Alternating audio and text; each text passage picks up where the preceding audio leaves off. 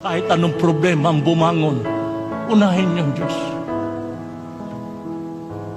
Pag may problema, sa Kanya kayo kagad tumakbo. Pag wala na kayong kapanatagan, siyang unang hanapin ninyo.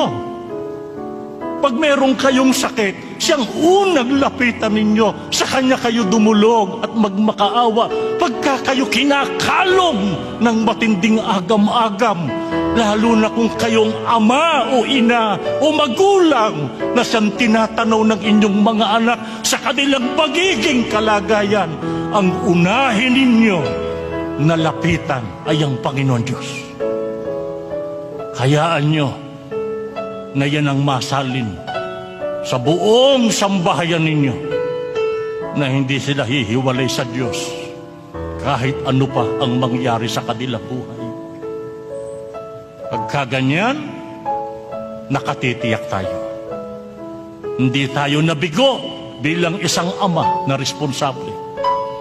Hindi tayo nabigo bilang isang ina. Hindi nabigo ang isang mabuting magulang kung naisalin niya ang isang tunay na pagkakilala at pananalig sa Diyos sa kanyang sariling sambahayan.